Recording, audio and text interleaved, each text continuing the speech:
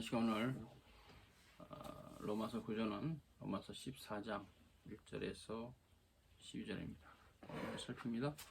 믿음이 연약한 자를 너희가 봤되 그의 의심하는 바를 비판하지 말라. 어떤 사람은 모든 것을 먹을 만한 믿음이 있고 연약한 자는 채소를 먹느니라. 먹는 자는 먹지 않는 자를 업신여기지 말고 먹지 못하는 자는 먹는 자를 판단하지 말라. 이는 하나님이 저를 받으셨습니다. 남의 하인을 판단하는 너는 누구냐? 그 섰는 것이나 넘어지는 것이 제 주인에게 있음에 저와 세움을 받으리니 이는 저를 세우시는 권능이 주께 있습니다. 혹은 이 날을 전날보다 낮게 여기고 혹은 모든 날을 같게 여기나니 각각 자기 마음에 확정할지니라. 나를 중히 여기는 자도 주를 위해서 중히 여기고 먹는 자도 주를 위해서 먹으니 이는 하나님께 감사하며 먹지 않는 자도 주를 위해서 먹지 아니하며 하나님께 감사하느니라. 우리 중에 누구든지 자기를 위해서 사는 자가 없고 자기를 위해서 죽는 자도 없도다. 우리가 살아도 주를 위하여 살고 죽어도 주를 위해서 죽나니 그러므로 사나 죽으나 우리가 주의 것이로라. 이를 위해서 그리스도께서 죽었다가 다시 살으셨으니 곧 죽은 자와 산 자의 주가 되려 하십니다. 내가 어찌하여 내 형제를 판단하느냐? 어찌하여 내 형제를 업신여기느냐? 우리가 다 하나님의 심판대 앞에 서리라 기록되었을 때 주께서 가라사대 내가 살았노니 모든 무릎이 내게 꿇을 것이요 모든 혀가 하나님께 자백하리라 하였으니 그러므로 우리 각인이 자기 일을 하나님께 직구하리라. 아멘. 그래서 이 본문은 이제 형제를 판단하지 말라는 사도 바울의 권면의 말씀입니다. 1절서부터 보는데 믿음이 연약한 자를 너희가 봤되 그 의심하는 것을 비판하지 말라. 어떤 사람은 모든 것을 먹을 만한 믿음이 있고 연약한 자는 채소를 먹는다. 먹는 자는 먹지 않는 자를 업신여기지 말고 먹지 못하는 자는 먹는 자를 판단하지 말라. 하나님이 저를 받으셨다. 사도 바울이 이 본문에서 믿음이 연약한 자를 너희가 받으라 이렇게 말합니다. 그럼 믿음이 연약한 자, 바울이 이 본문에서 말하는 믿음이 연약한 자는 누구를 말할까요? 이 본문의 다른 구절들을 같이 보았을 때는 그 당시 유대 기독교인 중에서 그에게 모세의 법에 대해서 여전히 이것을 지키지 않는 것에 대한 두려움이 있는 신자들을 말합니다. 그래서 그 문제가 이 문제죠. 이 문제가 그러니까 그 역사 가운데 불거진 것은 사도행전 15장이죠. 가만히 유대로부터 내려온 어떤 형제들이 할례를 받아야 구원을 받는다. 이방인에게까지 그렇게 주장을 했을 때 사도 바울이 강력하게 막았죠. 그렇지 않다. 그리스도를 믿음으로 구원받은 이방인 크리스찬들에게 우리 조상들도 매기 힘들었던 멍에를 얘기하느냐? 옳지 않다. 이 싸움이 그 논쟁거리가 됐고 안디옥 교회에서 처리가 안 돼서 예수님 공의에 상정이 됐고 논의 가운데 할례를 시행할 필요가 없다고 결정이 됐죠. 물론 그것은 이제 이방인 기독교인들에게 재수한 이방인 기독교인들에게 그래서 성경을 보면 사도 바울이 유대인이었던 디모데에게는 할례를 시행하게 합니다. 그러나 이방인 디도에게는 할례를 하지 못하게 해요. 뭡니까? 유대인 디모데가 받은 할례는 그냥 조상의 유전으로서 받아도 그만 안 받아도 그만이니까 연약한 자들을 받는다는 그런 차원에서 받아라. 의미가 없다. 그냥 유대인들의 마음을 달래줘라 이런 차원에서 디모데에게 할례를 하라 했어요. 아무 의미가 없으니까 이제 그것은 효력이 없고 아무것도 의미가 없고 그냥 유대인의 관습으로 남아 있었죠. 디도는 다릅니다. 이방인 디도는 혈통적으로 아브라함 자손도 아니고 그 부모들이 할례를 받은 자들도 아니고 아무 관계가 없는 이방인들까지 할례를 주게 되면 심각한 문제가 됩니다. 그 이후에 유대인 기독교들이 다 사라졌을 때 계속 할례는 남게 돼요. 그래서 바울은 이방인 디도에게는 절대 할례를 하지 마라. 우리 조상들도 매기 힘든 이 멍에를 이방인 기독교들에게 지우는 것은 옳지 않다 해서 바울이 이방인 디도에게는 할례를 시행하지 못하겠습니다. 바로 그 관점이 여기 있어요. 연약한 자를 너희가 봤되 그 의심하는 자를 비판하지 말라. 어떤 사람은 모든 것을 먹을 만한 믿음이 있고 좀 신앙의 지식이 좀 더 있고 좀 더 성숙해져서 먹어도 되겠구나. 모세율법에서 먹지 말라고 한 거를 먹어도 되겠구나. 이제 왜냐하면 주님이 오셨으니까, 예수 그리스도께서 모형이 없고 이제 실체가 왔으니까. 그러나 여전히 이 모형적인 신앙의 삶에 있어서 완전히 벗어나지 못한 연약한 자는 채소를 먹는다. 모세율법에서 먹지 말라는 것은 안 먹는다. 그러나 모세율법에서 먹지 말라는 것을 안 먹는다 해서 죄가 될 건 없죠. 먹지 말라는 건 모세율법에서 이러이러한 음식은 먹지 마. 그래서 안 먹어요. 채소만 먹는 거는 죄가 될 수는 없잖아요.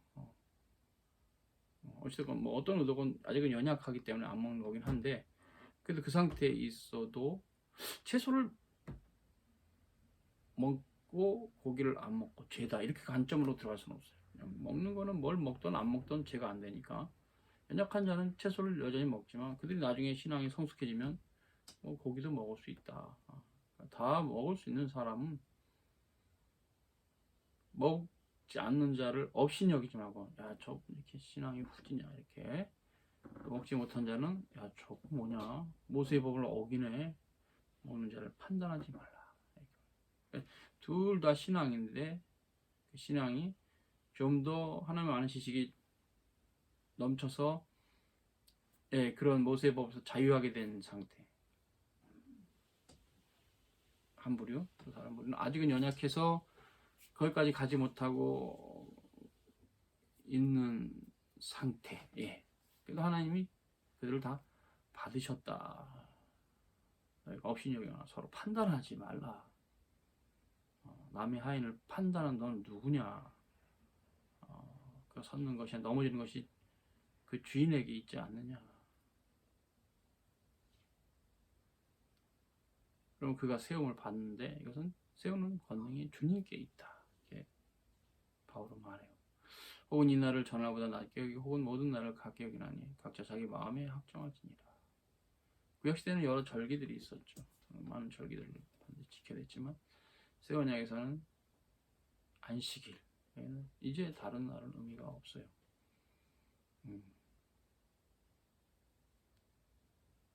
그래서 이제 그 당시에 아직 여전히 구약시대의 연약함이 완전히는 벗어나지 못한 상태에 있었던 이제 크리스찬들에게 할 수 있죠.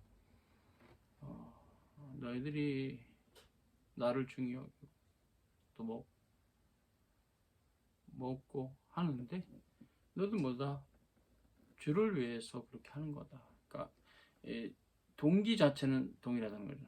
하나님을 어떻게 하면 더 잘 섬기려고 하는 동기, 마음의 동기는 같은데 하나님 안 지식에 결여돼서 믿음이 연약한 자는 아직 자유롭지 못하고 있다. 그러나 하나님 사랑하는 마음이나 그런 거는 없는 게 아니다. 그렇기 때문에 그건 과정의 문제고 언젠가는 극복하게 될 거다. 그러면 지금 당장 그걸 정지하거나 판단하지 말라. 이게 이제 사도 바울이 믿음이 연약한 자를 받으라 라는 본문과 연결이 됩니다.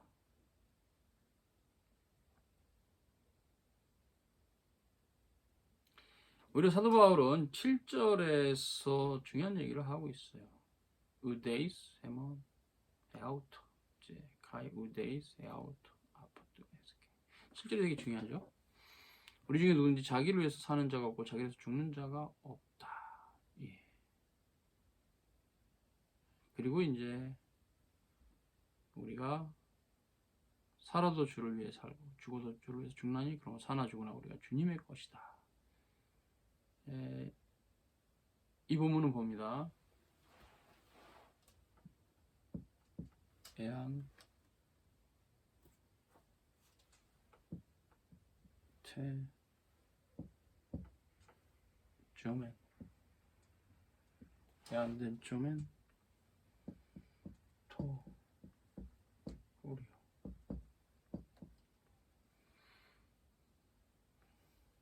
조멘 애안.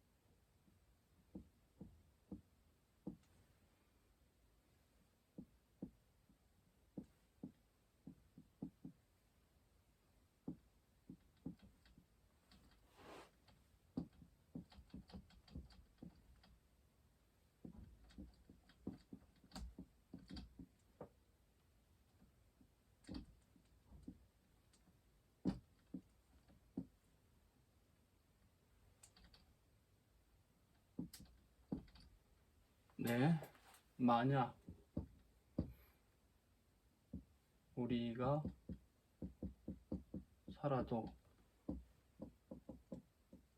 주를 위해 살고, 만약 우리가 죽어도 주를 위해 죽나니, 만약 살아도, 만약 죽어도 우리는 주님의 것이다, 이런 의미겠죠. 만약 살아도 주를 살고, 만약 죽어도 주로서 죽나니, 사나 죽으나 우리는 주님의 것이다.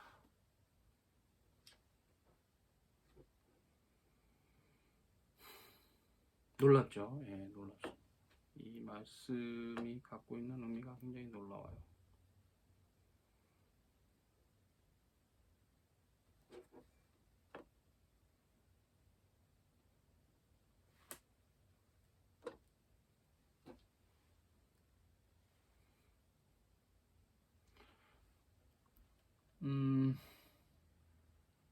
우리가 살아있다면 주를 위해서 살아있는 거고, 죽게 된다 해도 주님을 위해서 죽는 것이다.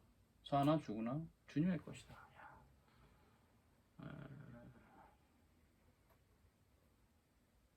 성도들이 주님의 것이다. 주위에 둘러보면 이 개념을 갖고 있는 성도들 별로 없어요. 내가 내 것이 왜 주님의 것이래. 그렇죠. 그러니까 이 개념이 쉬운 개념은 아니에요. 물질, 문명이 엄청 발달해 있는 이런 시대에는 이 개념이 되게 어려워요. 이 개념이 그냥 그렇게 신자가 한 번쯤 결의를 하거나 결기를 다져서 될 문제가 아니에요. 굉장히 어려운 문제죠. 이런 본문들은 그냥 넘어갈 수 있어요. 부담스러우니까 절대 안 돼요. 우리가 주님의 것이다. 다시 한번 사도 바울은 당시 로마의 크리스찬들에게 너희들의 실존이 어디 있는가를, 이젠 우리는 세상 사람과 달리 주님의 소유입니다. 하나님 나라의 소유예요. 하나님 나라의 백성이란 말도 되고 하나님의 소유예요. 주님의 것이에요.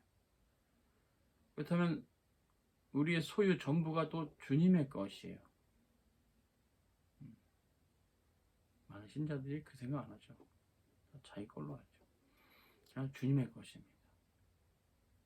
모두 다 주님의 것이에요.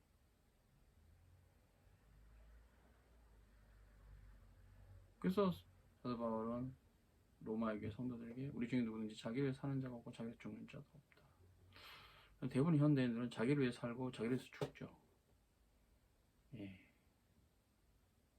바울의 이 말에 공감이 되는 신자들이 몇 프로일까요? 굉장히 부담스러운 말이겠죠. 근데 신앙이 자기를 위해서 있는 거죠. 하나님을 위해서 있는 신앙이 아니고 자기를 위해서 있는 신앙은 멸망으로 갑니다. 구원받는 것이 그렇게 쉬운 문제가 아니에요. 인간의 노력으로 구원받는 것이 아니라 하니까 그걸 오해하는 사람은 대충 믿으면 된다는 식으로 굉장히 하나님의 나라를 곡해하는 경향이 있는데 그렇지 않습니다. 믿음으로 구원받지만 지금 주님께서 어느 정도까지 사도를 통해서 용납하라고 하냐면 연약해서 아직 지식이 짧아서 뭘 못해도 받는 거죠. 중요한 건 뭐냐면 최소한 지식이 짧아서 어떤 일에 있어서 자유롭지 못해도 그 마음은 다 주를 위하는 마음이 있지 않느냐. 그거는 하나님께서 요구하시는 거죠. 하나님은 중심 보신다는 말이 여기서 연결되는데 뭔 일을 잘하고 못하라는 게 아니에요. 문제는 이 사도 바울의 말에 공감이 되고 그 마음이 연락이 되고 아멘이 화답이 되냐 이거죠. 뭘 잘하고 못하는 거는 상관없고 못해도 되는데 그래서 기독교는 일을 잘하는 종교가 아닙니다. 이 말씀을 믿는 종교예요. 이 말씀.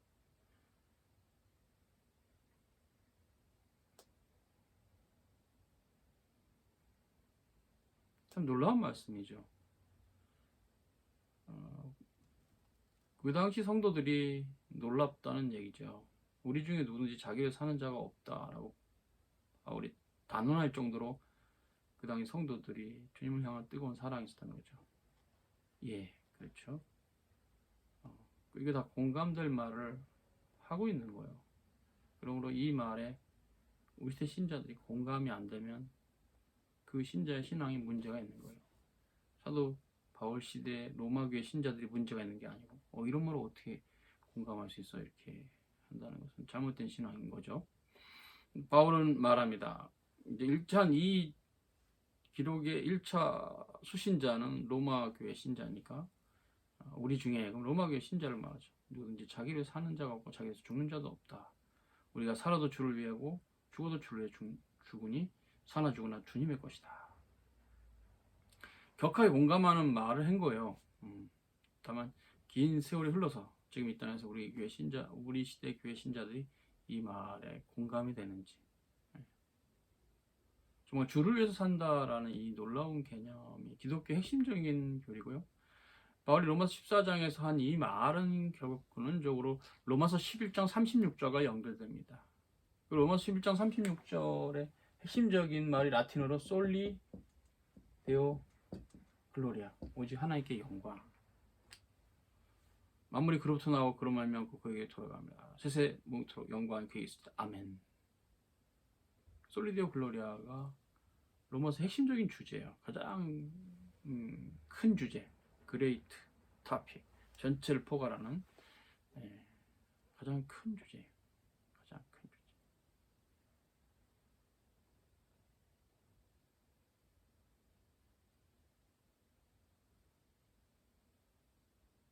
그것은 이제 사도 바울이 여기서 이 말하는 거죠.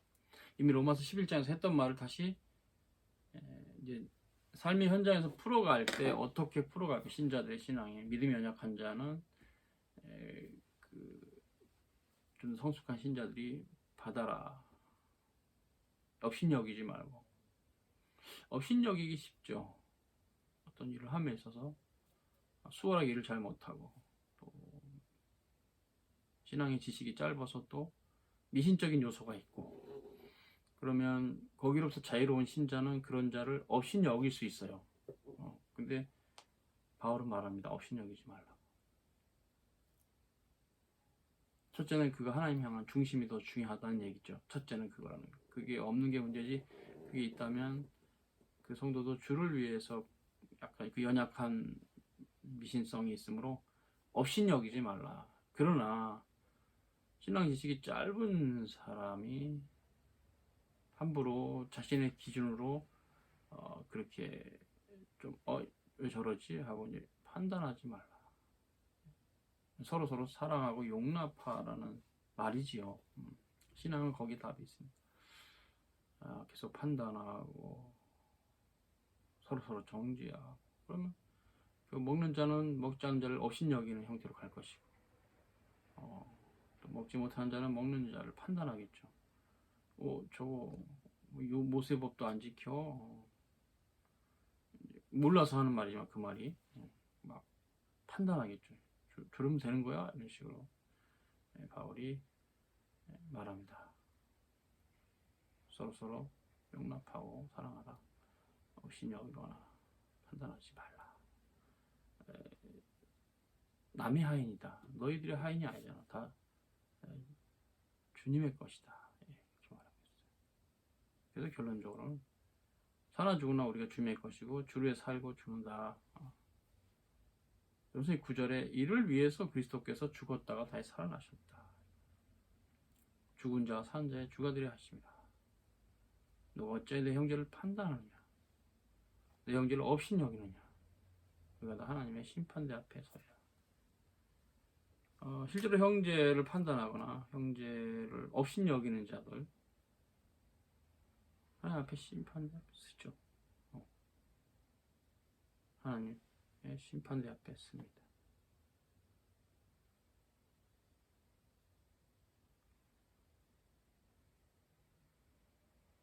그러면 이제 질문이 들어올 수 있죠. 크리스찬이 어떻게 믿음으로 사는데 하나님의 심판대 없습니까? 그래서 그 말은 흔히 말하는 형벌적 심판을 말하는 게 아니고요. 모두 하나님이 새로운 삶에 대해서 심판하신다는 거예요. 그러면 아무리 거룩하게 살았던 신자도 자신의 행위로 의롭다 함을 얻을 수 없다는 것을 알게 된다는 거죠.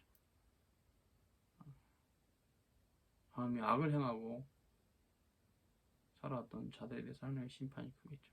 그래서 이것은 행위로 구원을 받을 수 없다는 개념이에요. 너가 그렇게 잘났다고 생각해서 이웃을 없인 여기고 또 다른 너가 네 형제를 판단하고 그러는데 하나님 심판대 앞에 다 쓴다. 하나님 판결해 주신다. 그 얘기죠. 그러니까 너가 하지 마라. 그런 행위 하지 마. 그런 마음도 갖지 마라. 심판자가 주님이죠. 입법자가 곧 하나님이시고 그분만이 입법하신 그분, 법을 만드신 그분만이 판결할 수 있어서 우리는 입법자가 아니, 우리가 판단자나 심판자가 아닙니다. 우리는 경기로 치면 이 세상이라는 운동장에서 운동하는 선수지 심판이 아니죠. 심판은 하나님뿐이세요. 그래서 그분의 심판은 공정하시죠. 그래서 하나님의 심판대 앞에 서서 자기를 자랑하는 자는 긴 세월 잘못 살아온 사람이에요. 잘못 살아온 사람이에요. 그 말씀은 이제 마태복음에 있어요. 마태복음에 7장에 있죠. 보면 주로 이제 거짓 선지자들이 그런 태도를 취한다고 말씀하세요. 예수님께서 거짓 선지자들을 삼가라. 마태복음 7장 15절입니다. 양의 옷을 입고 너희에게 나오나 속에는 노략질한 일이라. 그의 열매로 그들 알지니 가시나무에서 포도를 엉겅퀴서 무화과를 따겠느냐. 그리고 이제 19절에 아름다운 열매를 맺지 않은 나무마다 찢겨 불에 던지오느니라. 그의 열매로 그들을 알 것이다. 나더러 주여 주여 이제 심판대 섰을 때 하는 자마다 천국에 다 들어갈 것이 아니오 하늘에 계신 내 아버지 뜻대로 행하는 자라 들어갈다. 그날에 많은 사람이 나더러 주여 주여 우리가 주의 이름으로 선지자 노릇 잘했고 그 말이죠. 주의 이름으로 귀신도 쫓아내는 권능을 행했습니다. 내 주의 이름으로 많은 권능을 행치 아니하였나이까 하리니 그때 내가 저에게 밝히 말하되 내가 너희를 도무지 알지 못하니 불법을 행한 자들에 대해서 떠나가라 하리라. 그렇죠. 그래서 이제 어느 정도 이제 거짓 교사들에 대한 말이기도 하지만 신앙생활이 자기 자랑으로 계속 쌓여가는 형태는 되게 위험한 것입니다. 이 그런 형태의 신앙은 남을 자꾸 판단하고 업신여기기를 잘하겠죠. 나는 이만큼 하는데 넌 못해? 뭐 못난 놈, 뭐 이런 식으로 해서 정죄하기 쉽고 업신여기기 쉬운데, 이 부분이 굉장히 버려야 돼. 신자들이 신앙생활 오래 할수록 점점 오히려 더 버려야 돼. 예, 신앙이죠. 그래서 신앙생활 오래오래 했는데 오래오래 할수록 그쪽으로 가면 잘못 가고 있는 겁니다. 네, 우리가 더 하나님의 심판대 앞에 설 것이다. 그것은 이제 우리 행위로 구원받지 못한다는 것을 우리도 그것은 확증이 되죠.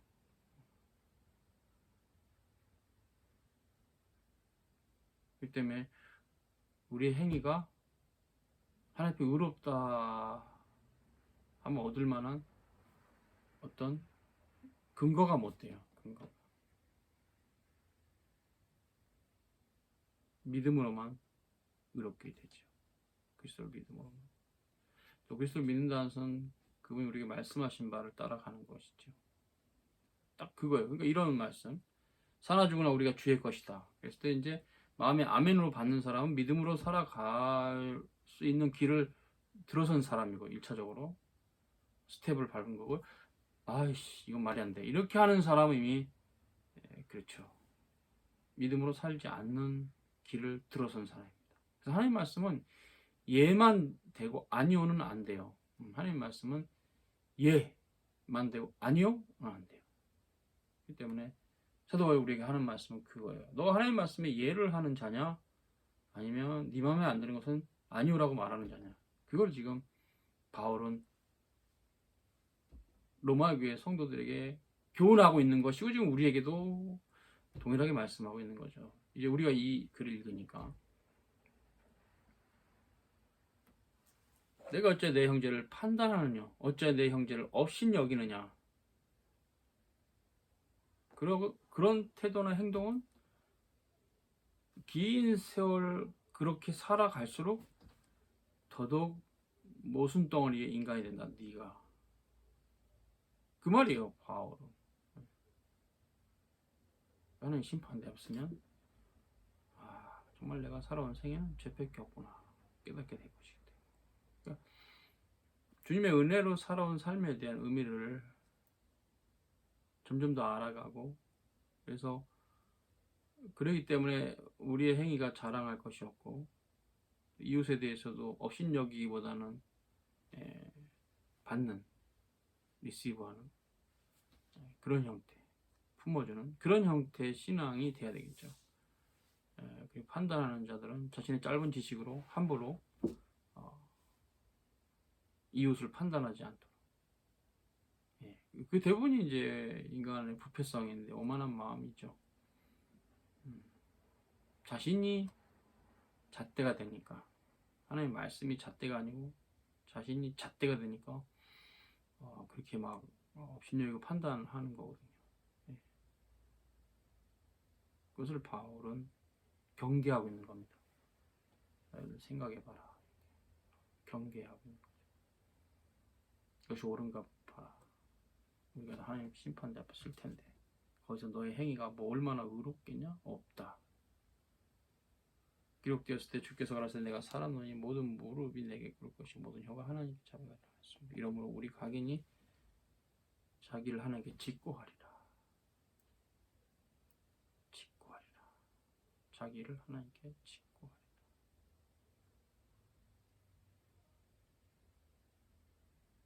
여기 이제 이 말씀이 아까 심판대 앞에 선다는 것과 연결되죠. 우리 모든 삶이 자기가 살아온 삶을 하나님께 직고하게 돼 있죠. 그래서 결국 그렇게 되면 더더욱 어느 누구도 하나 앞에 자랑할 것이 없는 자라는 것이 드러날 것이다.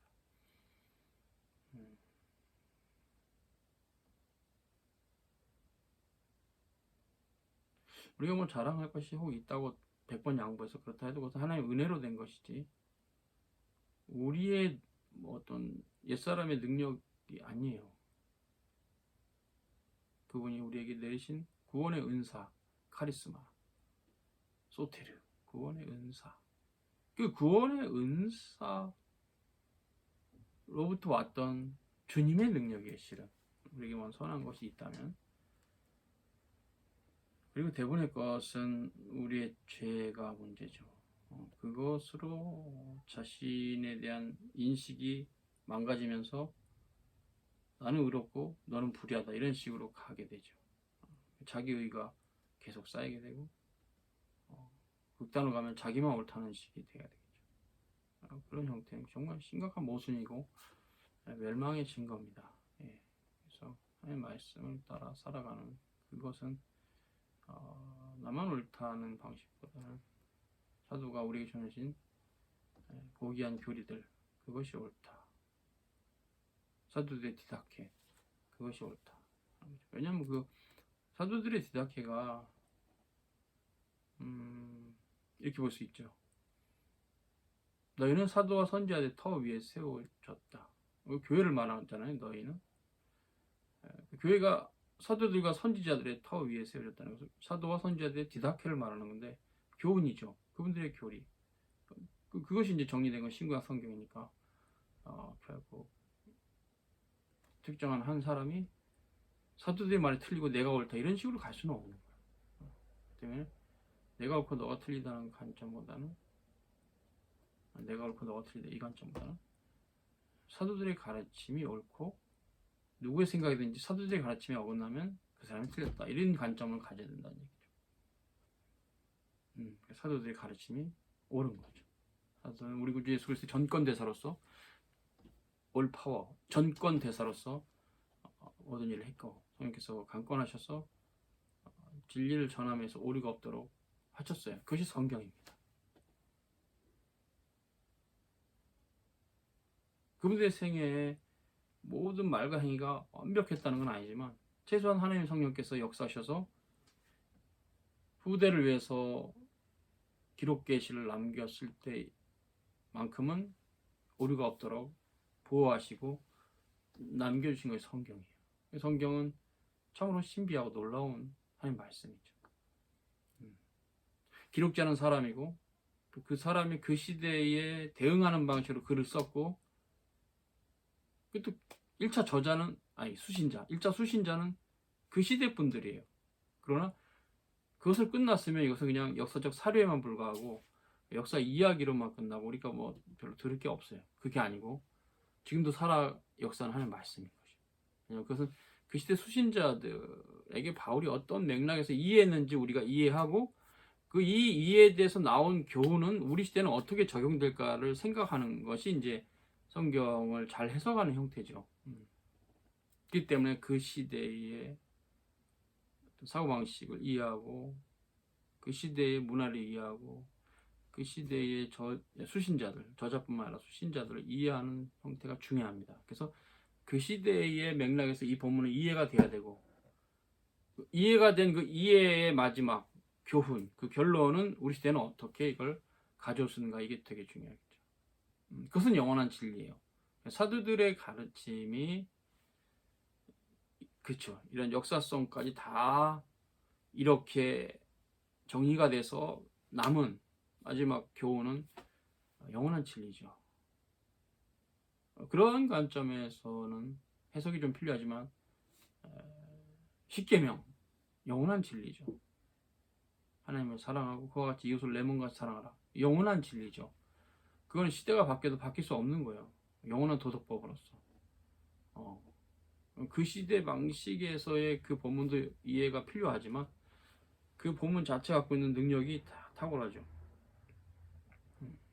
십계명 자체가 갖고 있는 능력이 굉장히 탁월하죠. 그래서 그대로 봐도 될 정도로 살인하지 말라. 영원한 진리죠. 그래서 십계명은 전체가 하나님의 영원한 말씀으로서 우리에게 영원한 도덕법으로서 우리에게 계시하고 있는 거죠.